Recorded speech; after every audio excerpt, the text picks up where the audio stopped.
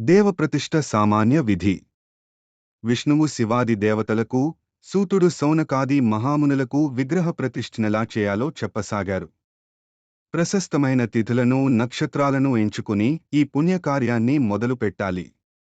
ముందుగా యజమాని తన వైదిక శాఖలో విధించబడిన బీజాక్షరాన్ని గాని ఓంకారాన్ని గాని వీలైనంత సేపు ఉచ్చరించి 5 లేదా అంతకంటే ఎక్కువ మంది ఋత్విజులను ఎంచుకుని తెచ్చి ఆదరంగా ఆసీనులను చేసి వేరొక మహానుభావుని ఆచార్యునిగా వరించి తెచ్చి వారి మధ్యలో కూర్చుండబెట్టాలి. తరువాత పాద్య, ఆర్ఘ్యం, ముద్రిక, వస్త్ర, గంధ, మాల్య అనులేపనీయద్రవ్యాలతో వారందరినీ సాదరంగా పూజించాలి. అప్పుడు ఆచార్యదేవులు మంత్రన్యాసపూర్వకంగా ప్రతిష్ఠాకర్మను సమారంభం గావించాలి. మందిరం లేదా దేవప్రాసాదం అగ్రభాగంలో అనగా ముందు భాగంలో 10 లేదా 12 హస్తాల పరిమాణంలో ఉన్నొక మండపాన్ని నిర్మించి దానిపై 16 స్తంభాలను ఏర్పాటు చేసి వాటిలో 8 మూలల్లో 8, 4 దిక్కులు 4 మూలలు అని అర్థము ధ్వజాలను ప్రతిష్ఠించాలి. తరువాత ఆ మండప మధ్యంలో 4 హస్తాల పరిమాణంలోనొక వేదిని నిర్మించాలి. ఆ వేదిపై నదుల సంగమస్థానం. తీరం నుండి తెచ్చిన ఇసుకను నెనపాలి. ప్రధాన కుండాన్ని నిర్మింపజేసి దానికి తూర్పున చతురస్రాకారంలోనూ, దక్షిణంలోనూ ధనురాకారంలోనూ, పశ్చిమంలో గుండ్రంగానూ, ఉత్తరంలో పద్మాకారంలోనూ మొత్తం 4 కుండాలను నిర్మించాలి. కుండ నిర్మాణం తరువాత ఇష్టసిద్ధికై ఆచార్యుని చేత, శాంతి కర్మకై ఇతరుల చేత హవనం చేయించాలి. సాధారణంగా దీనికి ఈశాన కోణంలోనున్న భూమిని ఆవుపేడతో అలికిన స్థలాన్ని వాడతారు. మండపం పూర్వాది దిశలలో 4 ద్వారాలతో శోభిల్లాలి. తోరణ స్తంభాలను ఏర్పాటు చేయాలి. ఇవి 5 హస్తాల పరిమాణంలో ఉండాలి. న్యగ్రోధ, ఉదుంబర, అశ్వత్థ, రావి, బిల్వ, పలాస, ఖదిర చెట్లలో ఒక్కొక్క చెట్టు నుండి ఒక్కొక్క కర్రను తయారుచేసి వాటిని వస్త్రపుష్పాదులతో అలంకరించి తోరణ స్తంభాలుగా మార్చి భూమిలోకి 1 హస్తం మేర లోతుకు పాతాలి. ఈ స్తంభాలు మండపము యొక్క అన్ని దిశల్లోనూ కనబడాలి. మండపానికి తూర్పువైపు ద్వారంపై మృగేంద్ర, దక్షిణంపై హయరాజ, పశ్చిమంపై గోపతి, ఉత్తరీ ద్వారంపై దేవసార్దులు ప్రతిరూపాలనుంచాలి. క్రమంగా అగ్నిమీలే ఈషేత్వేతి, అగ్న ఆయాహి, సన్నోదేవి అనే మంత్రాలతో ఆయా దిక్కుల్లో ఈ సింహ, గజ, వృషభ, శార్దూల మూర్తులను న్యాసం చేయాలి. ఇక పతాకల వర్ణాలీ విధంగా ఉండాలి. తూర్పు మేఘ, పశ్చిమ పాండుర, ఆగ్నేయ ధూమ్ర, వాయవ్య పీత, దక్షిణ శ్యామల, ఉత్తరం రక్త, నైరుత్య ధూసర, ఈశాన్య శుక్ల. మండప మధ్యభాగంలో అన్ని రంగులు జెండాలు రెపరెపలాడుతుండాలి. ఇంద్ర విద్యోతి అనే మంత్రంతో తూర్పులో ఇంద్రుని, సంసుప్తి అనే మంత్రంతో ఆగ్నేయంలో అగ్నిని, యమోనాగ అనే మంత్రంతో దక్షిణంలో యముని, రక్షోహణావేతి అనే మంత్రంతో పశ్చిమంలో వరుణుని, ఓం వాతేతి అనే మంత్రంతో వాయవ్యంలో వాయుదేవుని అభిషేకించి ఉత్తర దిశలో, ఓం ఆప్యాయస్వేతి అనే మంత్రంతో కుబేరుని పూజించాలి. పసుపుని తెలుపుని కలిపి పాండురవర్ణమంటారు. అందులో పసుపు పాలు కాస్త తగ్గిస్తే ధూసర వర్ణమవుతుంది.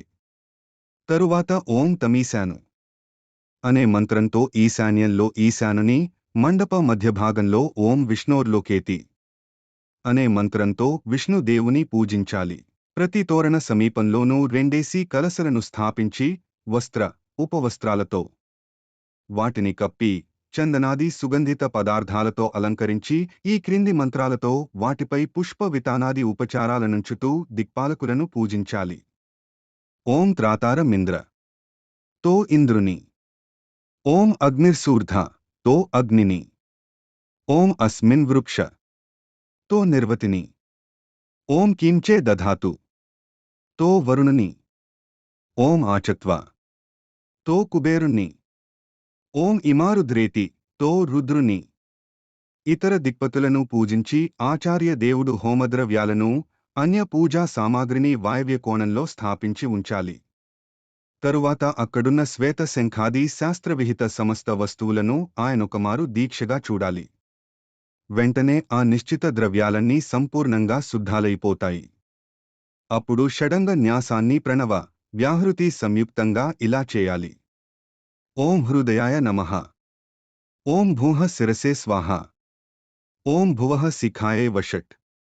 ఓం స్వః కవచాయ హూం. ఓం భూర్భువః స్వః నేత్రత్రయాయ వోషట్. ఓం భూర్భువః స్వః కరతల కరపృష్టాభ్యాం ఫట్ అనే మంత్రాలను చదువుతూ క్రమంగా గుండె, తల, పిలక, కవచం, కనులు, అరచేయి, మండలను స్పృశించాలి. తరువాత ఓం ఆస్ట్రాయఫట్ మంత్రంతో అస్త్రాలను అంటే చేతులనే న్యాసం చేసుకోవాలి. ఈ మొత్తం న్యాసకర్మ సమస్త వాంఛలను తీర్చగలదు. అస్త్రమంత్రం ద్వారా అక్షతలను, విష్టరాలను, విష్టరాన్ని అభిమంత్రితము చేసి ఆ విష్టర ద్వారా యజ్ఞమండలంలోనొక చోట నుంచబడిన సమస్త ద్రవ్యాలను స్పృశించాలి. తరువాత అస్త్రమంత్ర పూత అక్షతలను మండపమంతటా వెదజల్లాలి. తరువాత తూర్పుతో మొదలెట్టి అష్టదిక్కులలోనూ ఈ అక్షతలను నిక్షేపించి సంపూర్ణ యజ్ఞమండలాన్ని లేపనంతో తుడవాలి. తరువాత యజ్ఞగురువు ఒక అర్ఘ్యపాత్రలో గంధాదియుక్త జలాన్ని నింపి దాన్ని మంత్ర సమూహంతో అభిమంత్రించి ఆ జలాన్ని యజ్ఞమండపమంతటా జల్లాలి. తరువాత ఆ రోజు ప్రతిష్ఠితమవుతున్న దేవతామూర్తి పేర మండవ ఈశాన కోణంలో నొక కలశను స్థాపించి దాని దక్షిణ భాగంలో అస్త్రమంత్రాలతో అభిమంత్రింపబడిన వర్ధిని ని స్థాపించాలి. తరువాత దానిని, కలశను, గ్రహాలను, వాస్తోష్పత్తిని ఆచార్యులు యథావిహిత ఆసనాలపై ప్రతిష్ఠించి పూజించి పలుమార్లు ప్రణవమంత్రాన్ని జపించాలి. తరువాత ఆ కలశను పంచరత్నాలు అద్దబడిన 2 వస్త్రాలతో ఆచ్ఛాదించి అన్ని ప్రకారాల సుగంధాల పొడిని, ఔషధాల ముద్దని దానికి పూసి మరల ఆ కలశను ఆ రోజు ప్రతిష్ఠింపబడు దేవత యొక్క చిన్న ప్రతిమను అందులో స్థాపించి ఆ మూర్తిని పూజించాలి. తరువాత వర్ధినిని వస్త్రాలతో కప్పి దానిని కలశతో బాటు అటూ ఇటూ తిప్పాలి. తరువాత దానిలోని నీటితో కలశను తడిపి ఆ కలశకు ముందలి జాగాలో దానిని స్థాపించాలి. స్థండిలముపై వీటిని పెట్టి మూలదేవతను కూడా ఉంచి పూజించాలి. వాయవ్య కోణంలోనొక కుండను స్థాపించి గణపతినందులోకి ఆవాహన చేసి ఓం గణానాం త్వేతి అనే మంత్రంతో ఆయనను పూజించాలి. ఈశాన కోణంలో మరొక ఘటాన్ని పెట్టి అందులో ఓం వాస్తోపతే అనే మంత్రంతో ఆయనను రావించి పూజించాలి. కుంభానికి, కలశ మొదలగు వాటికి తూర్పు వైపున భూతాలకు గణదేవులకు బలులిచ్చి వేదిని ఆలంబనం చేయాలి. ఆకుపచ్చని దర్భలను ఓం యోగేయోగేతి అనే మంత్రంతో సిద్ధం చేసి ఒక స్నాన పీఠంపైనుంచి ఆచార్యుడు, ఋత్విజులు, యజమాని కలిసి ప్రతిష్ఠింపబోయే దేవమూర్తిని దానిపై ప్రతిష్ఠించాలి. ఆ సమయంలో ఆ ప్రాంతం వైదిక మంత్రోచ్చాటనలతో జయ జయధ్వానాలతో, వైదిక మంత్రధ్వనులతో మోగిపోవాలి. స్నానార్థం ఆ దేవతామూర్తిని పీఠసహితంగా బ్రహ్మరథంపై మండపానికి ఈశాన్య కోణంలో అవస్థితం చేయాలి.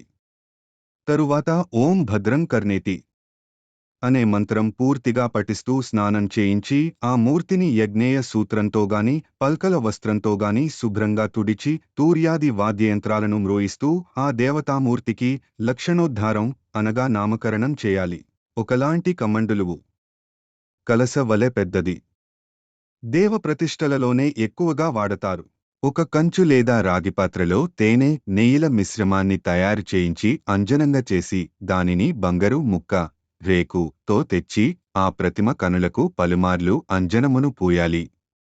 ఇలా కాటుక నిడుతున్నప్పుడు ఓం అగ్నిర్జ్యోతితి అనే మంత్రంతో దేవుని లేదా దేవత నేత్రాలను తుడుస్తుండాలి. నామకరణాన్ని యజమానియే చేయాలి. ఓం ఇమం మే గాంగేతి అనే మంత్రంతో మూర్తి నేత్రాలను చల్లబర్చి ఓం అగ్నిర్మూర్ధేతి అనే మంత్రంతో పుట్ట వంటి శాస్త్రోక్త ప్రదేశాల నుండి తెచ్చి కలిపి ఉంచిన మట్టిని దేవతామూర్తికి సమర్పించి మారేడు, చెదకు, రావి, మలి, మోదుగల నుండి తయారు చేయబడిన పంచకషాయమును తెచ్చి దానితో ఓం యజ్ఞ యజ్ఞేతి అనే మంత్రం ద్వారా స్నానం చేయించాలి. పిమ్మట పంచగవ్యాలతో స్నానం చేయించి సహదేవి, బల, శతమూలి, శతావరి, ఘృతకుమారి, గుడుచి, సింహి, వ్యాఘ్ర అను పేళ్లు గల ఔషధులను కలిపిన నీటితో ఓం యా ఔషధీతి అనే మంత్రం ద్వారా స్నానం చేయించాలి. ఆపై ఓం యాహ ఫలినీతి అనే మంత్రం ద్వారా ఫలస్నానం చేయించాలి. తరువాత ఓం ద్రుపదాదివేతి అనే మంత్రంతో విద్వాంసులకు అభ్యంగన చేయించాలి. ఉత్తరాది దిశలలో 4 కలశల నుంచి వాటిలో వివిధ రత్నాలను, సప్తధాన్యాలను, శతపుష్పిక, సోంపు వంటిది ఎను పేరు గల ఔషధిని నిక్షేపించాలి. ఆపై 4 సముద్రాలను, నలుదిక్కుల అధిష్టాన దేవతలను వాటిలోకి ఆవాహనం చేయాలి. 4 కలశలను విడివిడిగా పాలు, పెరుగు, నీళ్లపాలు, నెయ్యిలో కాస్త జలములతో నింపి ఆ కుంభాలను క్రమంగా ఆప్యాయస్వ దధిక్రావ్లో యా ఓషధి తేజోసి అనే మంత్రాలతో అభిమంత్రితం చేసి ఇవే చతుస్సముద్రాలని భావించి వాటితో దేవప్రతిమకు స్నానం చేయించాలి. తరువాత దేవప్రతిమను బహుసు దరవేషభూషలతో అలంకరించి గుగ్గిల ధూపం చేయాలి. తరువాత ఇందాకటి కుంభాలను మంత్రించి వాటిలోకి భూమిపైనున్న సమస్త తీర్థ, నది, సముద్ర జలాలను ఆవాహన చేసి ఓం యా ఓషధీతి ద్వారా అభిమంత్రించి మరల దేవప్రతిమను అభిషేకించాలి. ఈ అభిషేకావశిష్ట మిగిలిన జలాలతో స్నానం చేసిన వారికి సర్వపాప విముక్తి లభిస్తుంది. సర్వసాగర స్నానాన్ని ప్రతిమకు గావించిన తరువాత అర్ఘ్య ప్రదానం చేసి ఓం గంధద్వారేతి అనే మంత్రం ద్వారా సుగంధిత చందనాది పదార్థాలతో ప్రతిమను అనులేపితం చేయాలి. శాస్త్రవిహితంగా దేవమూర్తిని న్యాసం చేయాలి. ఓం ఇమం వస్త్రతి అనే మంత్రం చదువుతూ మూర్తికి బట్టలు కట్టి ఓం కవి హావితి అనే మంత్రాన్నుచ్చరిస్తూ దానిని మండపం మీదికి గొని వచ్చి ఓం సంభవాయేతి మంత్రంతో శయ్యపై స్థాపించాలి. ఓం విశ్వతశ్చక్షు మంత్రాన్నుచ్చరిస్తూ మొత్తం పూజా విధానాన్ని పరీక్షించుకొని సరిచూసుకోవాలి. మూలదేవత శిరోభాగంలో 2 వస్త్రాలచే కప్పబడిన స్వర్ణయుక్తమైన ఓంకారముచే పవిత్రీకరింపబడిన కలశను స్థాపించాలి. తరువాత కలశకు దగ్గరలోనే కూర్చుని ఆచార్యుడు వేదమంత్రోచ్చారణ గావిస్తూ అగ్నిని స్థాపించాలి. ఋగ్వేదవేత్త యగు ఆచార్యానుచరుడుకడు ఋత్విక్కు తూర్పు వైపున్న కుండ సమీపంలో కూర్చుని శ్రీసూక్తం, పవమాన సూక్తం చదవాలి. కుండం దక్షిణం వైపున్న అధ్వర్యుడు యజుర్వేదవేత్త ఆచార్యుడు రుద్రసూక్తాన్ని, పురుష సూక్తాన్ని పారాయణం చేయాలి. కుండానికి పశ్చిమ వైపున్న సామవేదీయాచార్యుడు వేదవ్రత, వామదేవ్య జ్యేష్ఠ సామ, రథంతర, భేరుండ నామాలను పఠించాలి. అలాగే కుండానికుత్తరం వైపున్న అథర్వవేదవేత్త అథర్వశిరస్, కుంభసూక్త, నీలరుద్రసూక్త, మైత్ర సూక్తాలను పారాయణం చేయాలి. అప్పుడాచార్యుడు అస్త్రమంత్రం ద్వారా కుండాన్ని బాగా ప్రోక్షించి స్వశక్తి మేరకు రాగి లేదా ఏ ఇతర ధాతు నిర్మిత పాత్రలో అగ్నిని గ్రహించి దేవతామూర్తికెదురుగా ఉంచాలి. ఆపై అమూర్తీకరణం చేయాలి. అనగా కవచమంత్రాలతో అగ్నిని రగుల్కొల్పాలి. తరువాత దానిని వేదమంత్రాలు చదువుతూ పాత్రతో సహా కుండానికి 4 వైపులా తిప్పి ఈ మారు వైష్ణవ యోగంతో మరింత రగుల్కొల్పి ఆ పాత్రతో సహా అగ్నిని కుండం మధ్యలో స్థాపించాలి. దక్షిణం వైపు బ్రహ్మని, ఉత్తరంలో ప్రణీతాన్ని స్థాపించి 4 దిక్కులలోనూ కుశవిష్టరాలను వెదజల్లి ఒక పరిధి నేర్పాటు చేయాలి. అప్పుడు గురువు త్రిమూర్తులను పూజించి దర్భలపై అగ్నిని కొంత ఉంచి దర్భజలంతోనే ప్రోక్షణం చేయాలి. ఎందుకంటే దర్భలతో మంత్ర సహాయం అవసరం లేకుండానే దేనినైనా పవిత్రీకరించవచ్చు. అగ్నిలో ఉంచి తీసిపెట్టిన దర్భలపై దేవతలు స్వయంగా వచ్చి కూర్చుంటారు. అగ్నిని ఇలాగున పవిత్రీకరించిన పిమ్మట ఆచార్యుడు ఆజ్య సంస్కారాన్ని చేపట్టాలి. ముందుగా నేతిని ఆహవయోగ్యం చేసుకోవాలి. అనగా దశల వారీగా ఆవేక్షణ, నిరీక్షణ, నీరాజన, అభిమంత్రణలను చేసి హవనానికి ముందే అభిఘారం అనే యజ్ఞ కార్యాన్ని ముగించాలి. తరువాత నేతితో 5 ఆహుతులను 2 మార్లివ్వాలి. ఇప్పుడు అన్ని అగ్ని సంస్కారాలను గర్భాధానం నుండి గోదాన పర్యంతము చేసి ఆచార్యుడు తన వేదశాఖ విహిత మంత్రాలతో గాని ప్రాణవంతో గాని ఆహుతి ప్రదానం చేయాలి. చివరగా ఆచార్యుడే పూర్ణాహుతిని కూడా ఇవ్వాలి. పూర్ణాహుతి వల్లనే యజమాని కోరికలన్నీ ఈడేరుతాయి. ఈ విధంగా వేదవిహితంగా ఉత్పన్నమైన అగ్ని అన్ని కార్యాలను సిద్ధింపజేయగలదు. అందువల్ల దానిని మరల పూజించి అన్ని కుండాలలోనూ ప్రతిష్ఠితం చేయాలి. ప్రతి కుండము వద్ద ఋత్విక్కులు వారి వారి శాఖా మంత్రాలతో ఇంద్రాది దేవతలందరికీ నూరేసి ఆహుతులను ప్రదానం చేయాలి. పూర్ణాహుతిని సమర్పించి మరల ఆ దేవతలందరికీ ఒక్కొక్క ఆహుతినివ్వాలి. ప్రతిహోత తాను అనుష్ఠించిన ఆజ్యాహుతుల శేషభాగాన్ని యథావిధిగా కలశలలో సమర్పించాలి. అప్పుడు ఆచార్యుడు దేవత, మంత్ర, అగ్నిసహితంగా తాదాత్మ్య భావన పూర్తిగా మరల పూర్ణాహుతినిపించాలి. ఆచార్యుడు యజ్ఞమండలము నుండి పైకి వచ్చి సర్వదేవతలకు బలులివ్వాలి. భూతాలకు నాగులకు కూడా బలులివ్వాలి. నిజానికి తెలలు, సమిధలు ఈ రెండింటినే విహిత హోమ పదార్థాలంటారు. నెయ్యి ఆ రెండిటికీ సహయోగం చేస్తుంది. దాని ప్రాముఖ్యానికి కారణం అది లేనిదే హవనీయ ద్రవ్యం అక్షయం, సంపూర్ణం కాలేకపోవడం. ఈ హవనకృత్యంలో పురుష సూక్తం, రుద్ర సూక్తం, జ్యేష్ఠసామం, తన్నయామి మంత్రయుక్త భారుండ సూక్తం, మహామంత్ర రూపంగా ప్రసిద్ధమైన నీలరుద్ర సూక్తం, అథర్వకుంభ సూక్తం యథాక్రమంగా తూర్పు, దక్షిణ, పశ్చిమ, ఉత్తర, తూర్పు, దక్షిణ దిక్కులలో ఆసీనులైన ఋత్విజుల చేత పారాయణం చేయబడాలి. ఈ హవనకర్మలో ఒక్కొక్కదానికి సహస్రాహుతులనివ్వాలి. ఈ ఆహుతులలో వేదమంత్రాలు, దేవతా మంత్రాలు, వేదశాఖల మంత్రాలు, గాయత్రి మంత్రం అన్ని వ్యాహృతులతో ప్రణవ సహితంగా ఘోషింపబడాలి. ఆయా దేవతల యొక్క శిరో, మధ్య, పాదభాగాలకు ఈ ఆహుతులు చేరుతున్నట్టు కనిపిస్తున్నట్టే భావించుకుని మిక్కిలి ఉత్సాహంతో ఈ కర్మను గావించాలి. చివరగా హోత తానే దేవుడననుకోవాలి. ఆచార్యుడి క్రింది మంత్రాలతో దేవ విగ్రహన్యాసాన్ని చేయాలి. ఓం అగ్నిమీలే డే ఇరుపాదాలు.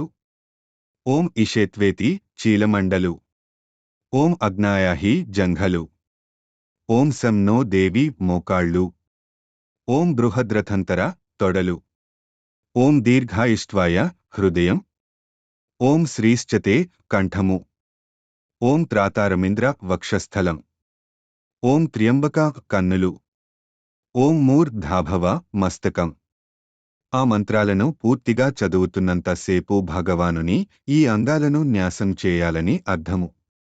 ఇక లగ్న ముహూర్తంలో హవనం చేయాలి. తరువాత ఓం ఉత్తిష్ట బ్రహ్మణస్పతే అనే మంత్రం చదువుతూ విగ్రహాన్ని లేపి మంత్రవేత్తయైన ఆచార్యుడు దేవస్యత్వ అనే మంత్రాన్ని పఠిస్తూ దేవతామూర్తిని పట్టుకొని వేదోక్త పుణ్యాహవచనాలను ఘోషిస్తూ దేవప్రాసాదానికి అంటే కోవెల చుట్టూ ప్రదక్షిణ చేయాలి. అప్పుడు వివిధ రత్న, వివిధ ధాతు, తాలోహద్రవ్య యథావిధానంగా అనేక ప్రకారాలు సిద్ధబీజములతో దిక్పాలురకు అనేక ఇతర దేవతలకు ఈ సామగ్రిని చేతబట్టుకొని ప్రదక్షిణ చేయాలి. అంతట దేవ విగ్రహాన్ని యథాస్థానంలో ప్రతిష్ఠించాలి. విగ్రహాన్ని ఎప్పుడు కూడా గర్భగుడి మధ్యలో అనగా గర్భంలోనే పూర్తిగా ప్రతిష్ఠించకూడదు. అలాగని గర్భానికి దూరంగానూ కారాదు. నువ్వుగింజంత మొగ్గు ఉత్తరం వైపుండాలి. ఓం స్థిరోభవ శివోభవ ప్రజాభ్యశ్చనమో నమః దేవస్యత్వ సవితుః మున్నగు మంత్రాలతో ఆచార్యుడు యథావిధిగా విన్యాసాలను అభిమంత్రణాన్ని చేయాలి.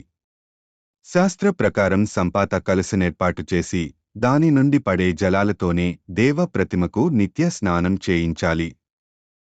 ప్రతిష్ఠ జరిగిన వెంటనే స్నానం చేయించి ధూప దీపాలతో పరిమళ భరిత సుగంధిత ద్రవ్యాలతో ఆ విగ్రహాన్ని పూజించి అర్ఘ్యప్రదానం చేసి ప్రణామం చేసి నైవేద్యాన్ని పెట్టి క్షమాపణ కోరుకోవాలి. యజమానుడప్పుడు తన శక్తి మేరకు ఋత్విజులందరికీ పాత్రలను, వస్త్రాలను, ఉపవస్త్రాలను, గొడుగులను, విలువైన అందమైన ఉంగరాలను, దక్షిణలను ఇచ్చి సంతుష్టపరచాలి. తరువాత సావధానంగా చతుర్థి హోమాన్ని చేయాలి. 100 ఆహుతులనిచ్చి ఆపై పూర్ణాహుతిని కూడా సమర్పించాలి. అంతటా ఆచార్యుడు మండపం నుండి వెలుపలికి వచ్చి దిక్పాలకులకు బలులిచ్చి పుష్పాలను చేతధరించి క్షమస్వ అని దేవతలకు విన్నవించుకుంటూ దీక్షా విసర్జన చేయాలి. ఈ విధంగా యజ్ఞం పూర్తి కాగానే ఆచార్యునికి కపలధేనువు, ముకుటం, కుండలం, ఛత్రం, కేయూరం, కటిసూత్రం, వ్యజనం, పంఖ, వస్త్రాది వస్తువులు, గ్రామం, అలంకృత భవనం వీటన్నిటినీ దానం చేయాలి. ఆనాడు అక్కడున్న వారందరికీ మంచి భోజనాలు పెట్టాలి. ఇలా చేసిన యజమాని కృతార్థుడవుతాడు. వాస్తుదేవుని ప్రసన్నత వల్ల ఆయనకు ముక్తి కూడా ప్రాప్తిస్తుంది. అధ్యాయం 48